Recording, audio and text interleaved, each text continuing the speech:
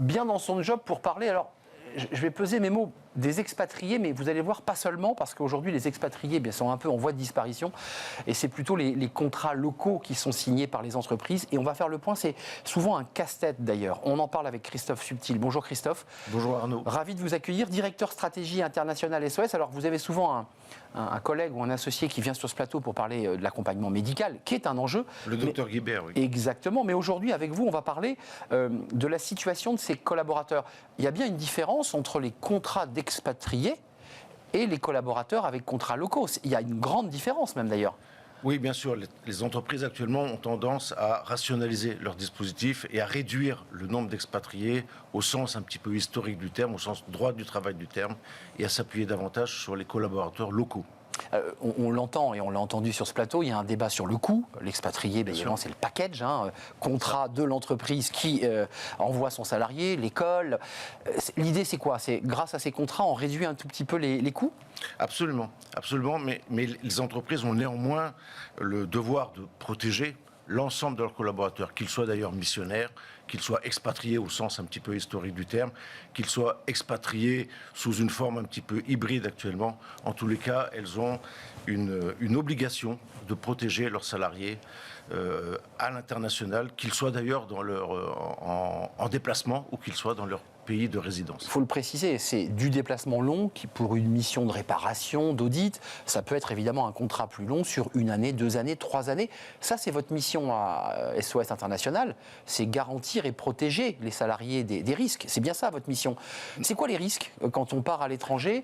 On vous dit quoi? J'ai pas de mutuelle, j'ai pas de sécu, si j'ai un accident. C'est toutes ces questions-là qui vous sont posées? Alors, commençons par le début. Notre mission chez International SOS, c'est de protéger la santé et la sécurité des collaborateurs de nos entreprises, qui sont des grandes entreprises, mais aussi des ONG, des écoles, des institutions. Pour l'ensemble de leurs collaborateurs, qu'ils soient missionnaires, expatriés hybrides, comme vous êtes en train de souligner, etc. Voilà. Et nous gérons ainsi, pour dire des chiffres, plus de 300 000 situations personnelles par an. Donc vous avez 300 000 collaborateurs qui sont disséminés dans le monde entier et avec lesquels vous avez une relation. Alors très concrètement, le collaborateur peut vous appeler en direct. Il est en galère, comme on dit, je mets des guillemets. Il appelle directement? C'est ça. Nous avons beaucoup plus de collaborateurs d'entreprises présents à l'étranger, mais nous avons 300 000 situations à problème à régler.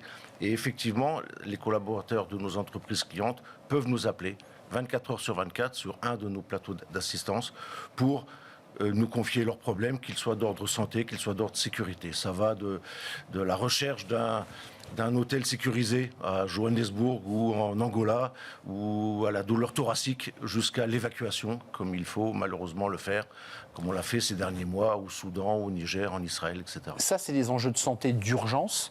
Et puis ensuite, il y a la problématique d'un collaborateur qui va partir avec sa famille sur une période plus longue, évidemment, qu'un déplacement professionnel. Et là, j'imagine qu'il y a 1000 questions qui sont posées par le collaborateur, forcément. Absolument. Et ça, c'est vraiment au cœur de notre solution chez International SOS, c'est de pousser en avant la prévention, l'anticipation et donc l'information. On produit une information nous-mêmes, santé et sécurité, pour que le collaborateur puisse nous appeler avant son déplacement, pendant un déplacement, par rapport à une alerte qui serait intervenue et sur laquelle il voudrait se situer un petit peu plus précisément à titre individuel. Voilà. Mais effectivement, ils peuvent nous appeler tout le temps pour gérer cette situation de façon à ne pas se mettre dans une situation à problème. C'est bien ça l'idée, c'est la prévention. Avant de nous quitter, Christophe, vous évoquiez Johannesburg, parce que c'est vrai que il y a quelques temps encore, c'était une destination touristique. On sait qu'aujourd'hui, c'est une destination où vous dites attention. C'est quoi les points chauds? C'est quoi les endroits où aujourd'hui vous avez plus de problématiques à traiter? On produit tous les ans une cartographie des risques dans le monde entier. Donc il faudrait être un petit peu plus long si on voulait la préciser. L'Afrique de l'Ouest? L'Afrique de l'Est? Bien sûr. Il y a les foyers de tension connus, l'Afrique de l'Ouest, l'Afrique centrale, la RDC, vous avez vu. Bien sûr, les grands conflits actuels, évidemment. Bien sûr, en Asie, un certain nombre de points chauds. Les élections de Taïwan ont eu lieu, mais d'autres sont à venir.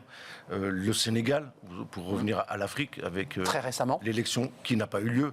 Décalée pour le moins. Voilà, décalée à une date qui n'est pas encore fixée, etc. Donc un grand nombre de points chauds sur lesquels il faut être vigilant, il faut préparer les missionnaires ou les expatriés à ces emplacements. Un mot en parlant avec des assureurs, je découvrais qu'il y avait d'énormes difficultés à assurer les collaborateurs. C'est-à-dire qu'il y a un débat sur l'assurance, sur la manière dont ils vont être pris en charge.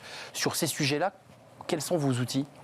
Alors nous sommes très connectés aux assurances puisqu'on travaille en partenariat avec eux et les assurances effectivement s'intéressent de plus en plus à ce que leurs clients soient dotés de solutions de prévention. Ah oui. Et c'est là que nous avons un jeu à trois en quelque sorte à jouer. Nous favorisons la prévention, l'information, l'anticipation auprès des entreprises qui du coup trouvent plus facilement de contrats d'assurance. 300 000 collaborateurs, on retiendra ce chiffre, accompagnés. 300 000 situations. 300 000 situations. On reçoit plus de 4 millions d'appels sur nos plateaux. Donc, vous faites la différence. La différence, c'est justement des collaborateurs qui nous appellent pour se renseigner avant de partir ou pendant leur déplacement. Donc, l'enjeu de la prévention et l'enjeu de préparer son départ dans des zones à risque ou pas d'ailleurs. Il est capital. Il est capital pour la continuité d'activité de l'entreprise. On est convaincu devant la multiplication des crises, devant l'ampleur des crises actuelles et leur interconnexion, que les entreprises qui se préparent sont celles qui s'en sortiront le mieux. Savoir anticiper, c'est la clé. Christophe Subtil, merci beaucoup, directeur stratégie chez International SOS. Merci de nous avoir éclairé. On a fait un petit tour du monde avec vous, c'était très sympa. On tourne une page, on parle de cette crise agricole. Oui, où en sommes-nous ? Salon de l'agriculture, évidemment, avec ce défilé des politiques. Et puis vous vous souvenez évidemment de ces manifestations plus ou moins violentes d'ailleurs, partout en France. Où en sommes-nous ? L'attractivité de ce métier est-elle remise en cause ? On en parle avec mes invités. C'est le débat de Smart Job, c'est tout de suite.